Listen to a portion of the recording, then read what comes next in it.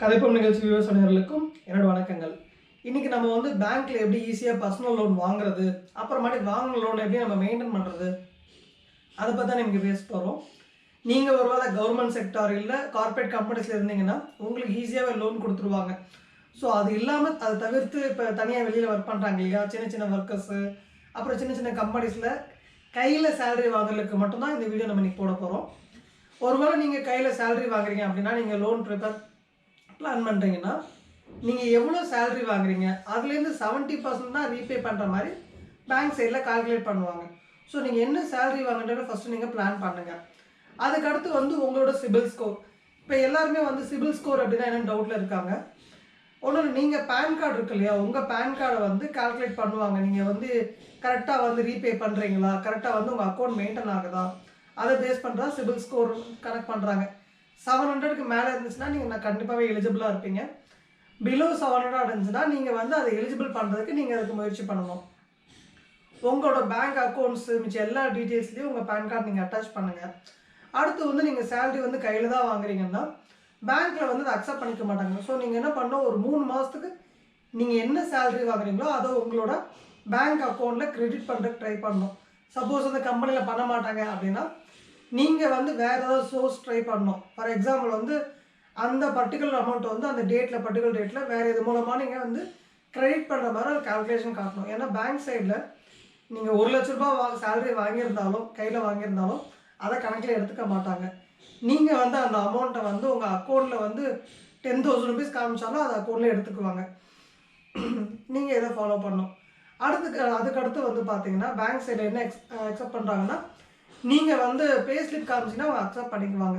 So வந்து ஒரு 3 மாதத்துக்கு உங்களுக்கு பே ஸ்லிப் வேணும்.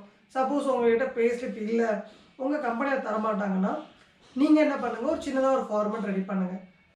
நீங்கள் அந்த ஃபார்மேட்டில் என்ன பண்ணுங்கள், உங்கள் பாஸ் கிட்டேயோ இல்லை உங்களுக்கு மேலே இருக்க மேனேஜிங் டிபார்ட்மெண்ட் கிட்டேயோ ஒரு மாதமும் வந்து ஒரு அக்கௌண்டிங் பண்ணுற மாதிரி ஒரு டீட்டெயில்ஸ் கால்குலேட் பண்ணி வாங்கிக்கோங்க. பே ஸ்லிப்னா ஒன்றும் கிடையாது. நீங்கள் எவ்வளோ சேலரி வாங்குறீங்க, அந்த சேலரியில் வந்து உங்கள் கம்பெனி எவ்வளோ பிடிப்பு இருக்குது, நீங்கள் லீவ் டேஸ் போய் எக்ஸ்ட்ரா வந்து உங்களுக்கு எவ்வளோ வருமானம் வருது, அதுதான் பே ஸ்லிப். ஸோ இது ஒரு சின்ன ஃபார்மேட்டாக நீங்களே ரெடி பண்ணி உங்களோட கம்பெனி சைடில் லெட்டராகிட்ட வாங்கி வச்சுக்கலாம். நெக்ஸ்ட்டு வந்து 3 மாதம் சேலரி நீங்கள் வாங்கிட்டீங்க, பே ஸ்லிப் வாங்கிட்டீங்க. அதுக்கடுத்து மெயினாக என்னென்னா, ஒருவேளை உங்களுக்கு வந்து ஃபினான்ஷியல் பேக்ரவுண்ட் கிடையாது அப்படின்னா நீங்கள் வந்து ஒரு எல்ஐசி பாலிசியோ வேறு ஏதோ ஒரு பாலிசியோ, அதாவது உங்களுக்கு வந்து ஜாமீன் கொடுக்கறதுக்கு ஒரு பேக்ரவுண்ட் இருக்க மாதிரி கால்குலேட் பண்ணுறதுக்கு நீங்கள் ஒன்று ரெடி பண்ணுங்கள். ஃபைனலாக வந்து இந்த 3மே நீங்கள் ரெடி பண்ணிட்டீங்க அப்படின்னா வந்து ஒரு பேங்க் சைடில் நீங்கள் மூவ் பண்ணுங்கள். பேங்க் சைடில் மூவ் பண்ணும்போது இப்போ எல்லோரும் என்ன பண்ணுறாங்க, வந்து நடுவில் வந்து ஏஜென்சியை ட்ரை பண்ணுறாங்க. இந்த ஏஜென்சி மூலமாக போனோம்னா ஈஸியாக வந்து நம்மளுக்கு லோன் கிடச்சிடுது. பட் அந்த மிஸ்டேக்கை பண்ணாதீங்க. என்ன காரணம் அப்படின்னு பார்த்தீங்கன்னா, நீங்கள் ஏஜென்சி மூலமாக பண்ணும்போது உங்களுக்கு எப்படி இருந்தாலும் பேங்க்கில் வந்து ப்ராசஸிங் ஃபீஸ் இருக்குது, இவங்க ஏஜென்சி அவங்களும் ஒரு ப்ராசஸிங் ஃபீஸ் போடுவாங்க, ப்ளஸ் வந்து உங்களுக்கு லோன் கமிஷனும் இருக்குது. அதுக்கடுத்து பார்த்தீங்கன்னா வந்து உங்களுக்கு 2 வாட்டி நீங்கள் அலைய வேண்டியிருக்கும். ஒரு வாட்டி நீங்கள் வந்து பேங்க் சைடில் நீங்கள் அலையணும், செகண்ட் வந்து ஏஜென்சி பின்னாடி நீங்கள் அலைஞ்சிட்ருக்கணும். ஸோ ஏஜென்சி நீங்கள் ஃபாலோ பண்ணாதீங்க. நீங்கள் எப்படி லோன் எடுக்க போகிறீங்கன்னா, நீங்கள் எப்படி இருந்தாலும் பேங்க்கில் அக்கௌண்ட் வச்சுருப்பீங்க. உங்களுக்கு கவர்மெண்ட் பேங்காக இருந்தால் நீங்கள் எது ட்ரை பண்ணாலும் உங்களுக்கு லோன் கிடைக்க 99% சான்சஸ் கிடையாது. என்ன ரீசன்னா, கவர்மெண்ட் பேங்க்ஸ் எல்லாமே வந்து பார்த்தீங்கன்னா ஒன்று கவர்மெண்ட் செக்டாருக்கோ இல்லை கார்ப்பரேட்டில் ஒர்க் பண்ணுறவங்களுக்கு மட்டும்தான் லோன்ஸ் கொடுக்கறதுக்கு ஃபஸ்ட்டு ப்ரிஃபரன்ஸ் கொடுக்குறாங்க. இப்போ நம்மளை மாதிரி வந்து சேலரி கையில் வாங்குறாங்க இல்லை வேறு எந்த சோர்ஸும் இல்லை அப்படின்னா வந்து ப்ரைவேட் பேங்க்ஸ் மட்டும்தான் வந்து உங்களுக்கு வந்து நிறையவே சான்சஸ் இருக்குது. பட் இன்ட்ரெஸ்ட் ரொம்ப ஜாஸ்தி தான், ஆனால் சான்சஸ் நிறையவே இருக்குது. ஸோ நீங்கள் வந்து ஒரு ப்ரைவேட் பேங்க்கை அப்ரோச் பண்ணுங்கள். அந்த பேங்க்கில் மினிமம் ஒரு 3 மாதமாச்சும் நீங்கள் வந்து அக்கௌண்ட் ஹோல்டிங்கில் இருக்கணும். ஸோ 3 மாதம் அக்கௌண்ட் ஹோல்டிங்கில் இருந்தால் அவங்களே வந்து உங்களுக்கு லோன்ஸ் கொடுக்கவும் சான்சஸ் இருக்குது. உங்களோட ஆடிட்டிங் கேட்பாங்க, நீங்கள் இன்கம் டேக்ஸ் கட்டியிருக்கீங்களா அதோட டீட்டெயில்ஸ் கேட்பாங்க. நீங்கள் என்ன பண்ணுங்கள், ஒரு நல்ல ஆடிட்டரை மீட் பண்ணி அவர்கிட்ட நீங்கள் ஒரு வருஷத்துக்கோ 2 வருஷத்துக்கோ இன்கம் டேக்ஸ்க்கு நீங்கள் வந்து ஃபைல் பண்ணியிருந்தீங்க. சப்போஸ் வந்து இன்கம் டேக்ஸ் கட்டுற அளவுக்கு என்கிட்ட பணம் இல்லை, அதாவது என் சேலரி அந்த லிமிட் கீழே வராட்டியும் நீங்கள் வந்து லிமிட்டுக்கு கீழே வரலன்றது கூட நீங்கள் வந்து ஒரு ரிப்போர்ட்டாக வாங்கி கொடுக்கணும். அந்த ரிப்போர்ட் மஸ்ட் நீங்கள் அது கொடுத்தீங்கன்னா மட்டும்தான் வந்து பேங்க் சைடில் அப்ரோச் பண்ணுவாங்க. நெக்ஸ்ட் நீங்கள் பேங்க் சைடில் நீங்கள் இந்த டாக்குமெண்ட்ஸ் எல்லாம் சப்மிட் பண்ணிட்டீங்க அப்படின்னா பேங்க்கில் வந்து அவங்க சில ஃபார்மேட்ஸ் கொடுப்பாங்க, இதில் சைன் பண்ணுங்கள். நீங்கள் அதில் எக்காரணத்தை கொண்டும் படிக்காமல் கொள்ளாமல் சைன் பண்ணாதீங்க. என்ன ரீசன்னா, பேங்க் சைடில் ஒரு ரூல்ஸ் இருக்குது. நீங்கள் லோன் எடுக்கிறீங்க அப்படின்னா உங்கள் கூட சேர்த்து அந்த லோனுக்கு அவங்களே ஒரு இன்சூரன்ஸும் போடுவாங்க. ஃபார் எக்ஸாம்பிள் நீங்கள் 1 lakh rupees லோன் எடுக்கிறீங்கன்னா அவங்க ஒரு 1 lakh rupees இன்சூரன்ஸ் போடுவாங்க. நீங்கள் வந்து எல்லாத்துலேயும் சைன் பண்ணிட்டீங்கன்னா நீங்கள் வந்து லோன் கையில் கிடைக்காட்டியே நீங்கள் இன்சூரன்ஸை கிட்ட ஸ்டார்ட் பண்ண வேண்டியதாக இருக்கும். ஸோ நீங்கள் என்ன பண்ணுங்கள், பேங்க் சைடில் அப்படி கொடுக்கும்போது லோன் வந்த பிறகு மட்டும்தான் நான் இன்சூரன்ஸ் கிட்ட ஸ்டார்ட் பண்ணுவேன் அப்படின்னு சொல்லி நீங்கள் வந்து பேசுங்க. இல்லை இன்சூரன்ஸே கெட்டாமல் கூட இருக்கலாம், நீங்கள் கெட்டி தான் ஆகணும்னு ஒன்றும் அது கிடையாது. ஸோ அது ஒரு இருக்குது. செகண்ட் வந்து நீங்கள் கிரெடிட் கார்டு யூஸ் பண்ணுறீங்க அப்படின்னா ரொம்ப உங்களுக்கு ஈஸி. ஏன்னா வந்து கிரெடிட் கார்டு அகெயின்ஸ்ட் வந்து லோன்ஸ் இப்போ நிறைய வந்து பேங்க்ஸில் கொடுத்துட்ருக்காங்க. நீங்கள் வந்து இந்த கிரெடிட் கார்டில் வந்து பர்ஃபெக்டாக மெயின்டைன் பண்ணுறீங்க அப்படின்னாவே உங்களால் லோன்ஸ் எடுத்துக்க முடியும்.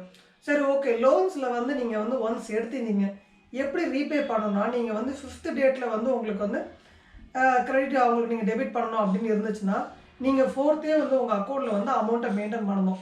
சப்போஸ் வந்து உங்களால் வந்து அக்கௌண்ட்டில் மெயின்டைன் பண்ண முடியலன்னா ஈச் 1 டேஸ்க்கும் வந்து அவங்க வந்து பெனால்ட்டி போடுவாங்க. 6th 7th நீங்கள் ஒரு நாளும் கனெக்ட் பண்ணும் போதும் பெனால்ட்டி போடுவாங்க. அடுத்து வந்து நீங்கள் லோன் எடுக்கும் போதே வந்து பார்த்தீங்கன்னா வந்து அவங்களே ப்ரிஃபரன்ஸ் டேட்டும் கொடுத்துருப்பாங்க. 5th வேணுமா 10th வேணுமான்னு அவங்களும் டேட்ஸ் கூட கேட்டிருப்பாங்க. நீங்கள் உங்களுக்கு கன்வீனியன்ட்டான டேட் எது அதை நீங்கள் ஃபஸ்ட்டு சூஸ் பண்ணி நீங்கள் செலக்ட் பண்ணுங்கள். அடுத்து வந்து இயர்ஸு, நீங்கள் வந்து 2 வருஷம் போட போகிறீங்களா 4 வருஷம் போட போகிறீங்களா அப்படின்னு இயர் கால்குலேஷனும் நீங்கள் பர்ஃபெக்டாக மெயின்டைன் பண்ணுங்கள். ஒன்ஸ் நீங்கள் லோன் எடுத்துட்டீங்க அப்படின்னா வந்து எத்தனை வருஷம் நீங்கள் எடுத்துருக்கீங்களோ அத்தனை வருஷம் நீங்கள் வந்து ஒரு நாள் மிஸ் ஆகாமல் கெட்டால் மட்டும்தான் அடுத்த லோன் அவங்க கொடுக்குறதுக்கும் இல்லை வந்து உங்கள் லோனை பூஸ்ட் பண்ணுறதுக்கும் ரொம்ப ஈஸியாக இருக்கும். சப்போஸ் நீங்கள் வந்து லோனை சரியாக கெட்டலை, நீங்கள் வந்து ஒரு 4 மாதம் லேட் பண்ணிட்டீங்க 3 மாதம் லேட் பண்ணிட்டீங்க அப்படின்னா உங்களுக்கு அவங்க லோனை வந்து பூஸ்ட் பண்ண மாட்டாங்க. இல்லை லோனை பூஸ்ட் பண்ணாலும் அடுத்து வந்து நீங்கள் வேறு எந்த லோனும் எடுக்க முடியாது. ஏன்னா வந்து உங்கள் பேன் கார்டில் தான் எல்லா டீட்டெயில்ஸுமே இருக்குது. ஸோ எக்காரணத்தை கொண்டு உங்களோட லோன் டேட்டை வந்து மிஸ் பண்ணாதீங்க. அப்படியே சப்போஸ் நீங்கள் மிஸ் பண்ணிட்டா கூட உடனே நெக்ஸ்ட் டேவே நீங்கள் கெட்டுற மாதிரி பிளான் பண்ணுங்கள். ஏன்னா வந்து உங்களோட சிபில் ஸ்கோரில் எல்லாமே அடி வாங்கிடுச்சு, நீங்கள் சரியாக லோன் கட்டலை, சரியாக கிரெடிட் கார்டு பில் கட்டலை அப்படின்னா உங்களோட சிபில் ஸ்கோர் அடி வாங்கிடும், நீங்கள் நெக்ஸ்ட்டு வேறு எந்த லோனும் பண்ண முடியாது. சப்போஸ் நீங்கள் வந்து ஒரு இடத்துல ஒர்க் பண்ணல, இந்த மாதிரி சேலரி வாங்கலை, நீங்கள் வந்து ஓனாக சின்னதாக ஒரு ஷாப் வச்சுருக்கீங்க அப்படின்னா குறைஞ்சது ஒரு 6 மாதத்துக்காச்சும் உங்களோட ஷாப்பில் வந்து அக்கௌண்ட் ஒரு பேங்க்கில் நீங்கள் அக்கௌண்ட் மெயின்டைன் பண்ணுங்கள். அக்கௌண்ட் மெயின்டைன் பண்ணும்போது என்ன ஆகுன்னா அவங்களே வந்து சில டீட்டெயில்ஸ் கேட்பாங்க. ஃபஸ்ட்டு டீட்டெயில்ஸ் என்னென்னா வந்து நீங்கள் வந்து ஆடிட்டிங் பண்ணுறீங்களா, உங்களுக்கு வந்து இன்கம் டேக்ஸ் கட்டுறீங்களான்ற மாதிரி சேல் டேக்ஸ்னு ஒன்று இருக்குது.